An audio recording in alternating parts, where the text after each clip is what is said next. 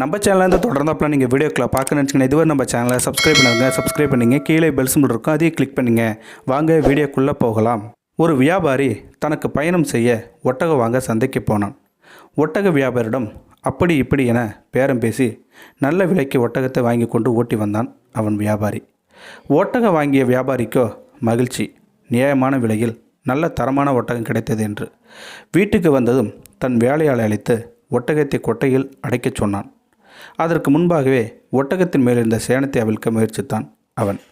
அவனால் முடியவில்லை. தன் வேலையாளை அழைத்து ஒட்டகத்தின் சேணத்தை அவிழ்க்கச் சொன்னான். ஒட்டகத்தின் மீது இருந்த சேணத்தை அவிழ்த்த வேலையால் பொத்தென ஏதோ கீழே விழுவதைக் கண்டு எடுத்து பார்த்தான். அது ஒரு சிறிய பொக்கிசப்பை. உள்ளே பிரித்தால் ஆச்சரியத்தால் அவன் கண்கள் விரிந்தது.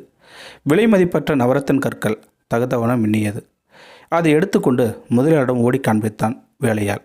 உடனே வியாபாரி அந்த பையை இப்படி கொடு, உடனே அந்த ஒட்டக வியாபாரிடம் கொடுக்கணும்னு சொல்லி புறப்பட்டான் அந்த ஒட்டக வியாபாரி. பணியாலோ, ஐயா, இது யாருக்கும் தெரிய போவதில்லை. இது இறைவன் கொடுத்த பரிசு, நீங்களே வைத்து கொண்டால் என்ன என வற்புறுத்தினான். வியாபாரியோ ஒத்துக்கொள்ளாமல் புறப்பட்டு போனான். ஒட்டக வியாபாரிடம் சேவனத்தை அவிழ்த்த போது கிடைத்த பொக்கிச பையை கொடுத்ததும் நன்றியோடு வாங்கி கொண்டவன் அந்த பொக்கிச பையை வியாபாரிடம் கொடுத்து, உங்கள் நேர்மையை நான் கண்டு மெச்சி இருக்கிறேன்.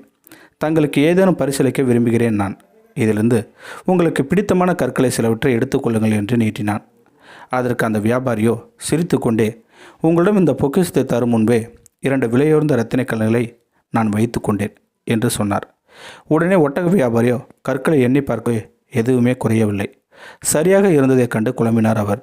உடனே அந்த வியாபாரி, நான் சொன்ன 2 ரத்தினங்கள் எனது நேர்மை, எனது சுயமரியாதை என்றான் கம்பீரமாக.